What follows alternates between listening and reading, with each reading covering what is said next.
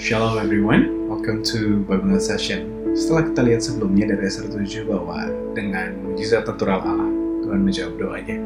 Kita lihat apa yang harus kita lakukan setelah doa kita dijawab. Sebelumnya mari kita berdoa. Tuhan, kami berdoa biar kiranya dalam Bible reading kali ini, Roh Kudus menuntun kami agar kami mendengar suara-Mu. Terima kasih Tuhan, dalam nama Yesus kami berdoa, haleluya. Amin. Mari kita masuk ke dalam pembacaan kita dari Ester 8 dengan judul perikop Perintah Raja demi kepentingan orang Yahudi.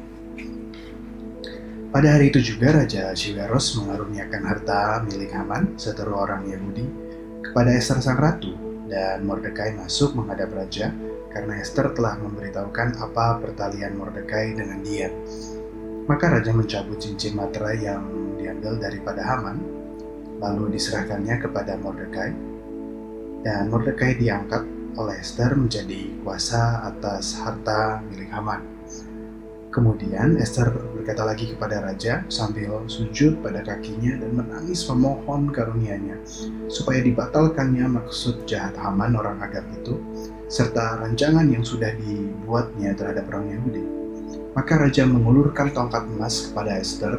Lalu bangkitlah Ester dan berdiri di hadapan raja serta sembahnya.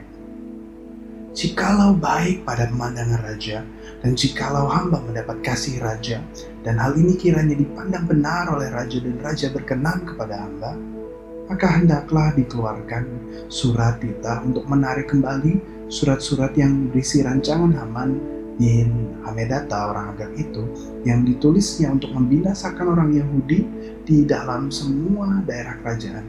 Karena bagaimana hamba dapat melihat malapetaka yang menimpa bangsa hamba, dan bagaimana hamba dapat melihat kebinasaan sanak saudara hamba. Maka jawab Raja Ahasweros kepada Ester sang ratu serta kepada Mordekai orang Yahudi itu, harta milik Haman telah kukaruniakan kepada Ester, dan Haman sendiri telah disulahkan pada tiang karena ia sudah mengacungkan tangannya kepada orang Yahudi. Tuliskanlah atas nama raja apa yang kamu pandang baik tentang orang Yahudi, dan meteraikanlah surat itu dengan cincin materai raja.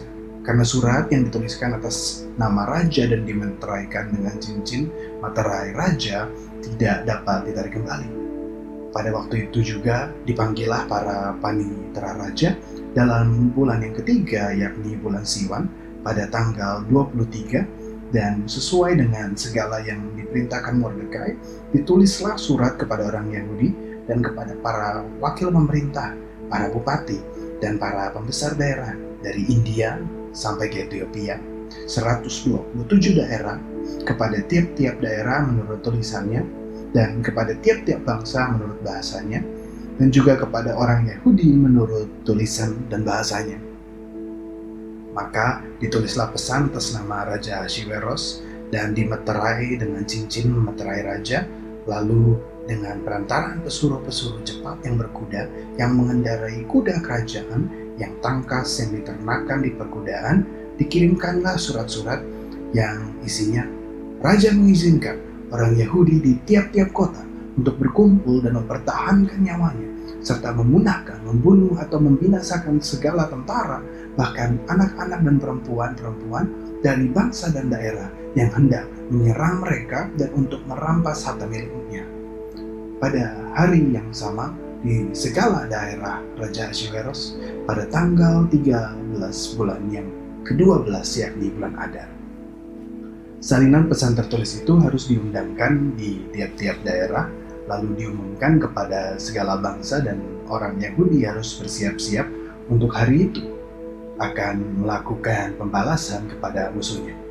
Maka dengan terburu-buru dan tergesa-gesa berangkatlah pesuruh-pesuruh cepat yang mengendarai kuda kerajaan yang tangkas itu atas titah raja, dan undang-undang itu dikeluarkan di dalam benteng Susan. Dan Mordekai keluar dari hadapan raja dengan memakai pakaian kerajaan daripada kain ungu tua dan kain lenan, dengan memakai tajuk emas yang mengagumkan serta jubah daripada kain lenan halus dan kain ungu muda. Maka kota Susan pun bertembik soraklah dan bersukaria. Orang Yahudi telah beroleh kelapangan hati dan sukacita, kegirangan dan kehormatan. Demikian juga di tiap-tiap daerah dan di tiap-tiap kota Di tempat manapun titah dan undang-undang raja telah sampai, ada sukacita dan kegirangan di antara orang Yahudi, dan perjamuan serta hari gembira. Dan lagi, banyak dari antara rakyat negeri itu masuk Yahudi, karena mereka ditimpa ketakutan kepada orang Yahudi. Amin untuk firman Tuhan.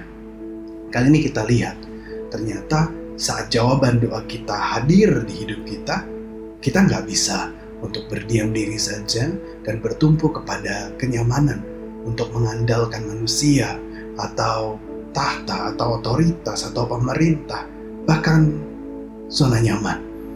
Kita lihat kali ini justru setelah Raja Ahasiweros menjawab doa Ester, yang Ester lakukan adalah dia tidak tinggal diam dengan tahta atau harta yang berlebih yang diberikan oleh raja kepadanya, namun dia kembali meminta kepada raja untuk menyelamatkan umat dan bangsanya yang tetap terancam. Kali ini kita lihat justru saat kita tidak menumpukan kepercayaan diri kita kepada manusia, kepada otoritas atau kepada pemerintah, bahkan zona nyaman, melainkan kita menumpukan percaya diri kita kepada Tuhan, Tuhan akan berikan kita hikmat untuk justru bukan untuk menegur atasan, namun memberikan sebuah solusi kepada otoritas. Dan justru yang Ester lakukan adalah dia menjadi penopang bagi otoritasnya. Karena pada kondisi ini Raja Ahasiweros tidak mengerti bahwa memberikan harta kepada Ester bukanlah solusinya, melainkan ada sebuah titah yang harus dijawab. Namun begitupun Mordekai di sini menjadi pembantu untuk memberikan solusi. Mengapa? Karena titah raja sebelumnya tidak dapat dihapus, melainkan perlu diberi titah baru untuk memberi celah agar bangsa Yahudi tidak jadi dipunahkan. Makanya titah kedua bicara tentang orang Yahudi dapat membela diri mereka. Dan kali ini kita lihat, saat justru kita menumpukan percaya diri kita kepada Tuhan, bukan kepada manusia, Tuhan akan membuat kita menjadi penopang bagi orang sekitar kita dan menjadi berkat bagi bangsa kita. Asal kita mau mengandalkan Tuhan. Kita berdoa biar Tuhan yang membimbing kita. Mari kita berdoa.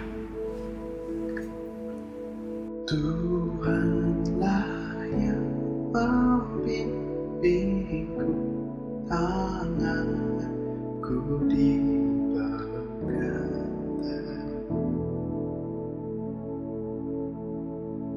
hatiku berserah penuh, tanganku dipegang teguh. Tuhan, kami mengucap syukur karena Engkau Allah yang bersama dengan kami. Kali ini kami mau berdoa, memintakan agar Tuhan membimbing kami, dan biar kiranya Tuhan memegang tangan kami, agar langkah-langkah yang kami ambil, baik dalam kami ada dalam kesulitan maupun kami ada dalam zona nyaman, tetap kami memuliakan Engkau dan menjadi berkat bagi sekitar kami. Terima kasih Tuhan, dalam nama Bapa kami berdoa ya. Amin. Apabila teman-teman ada pertanyaan seperti, apa peran Mordekai sesungguhnya dalam menyelamatkan bangsa Yahudi? Atau mungkin yang kedua, sungguhkah raja tidak mengetahui ketentuan yang dibuatnya? I'm so excited to hear to all your replies and comments. Tuhan Yesus memberkati.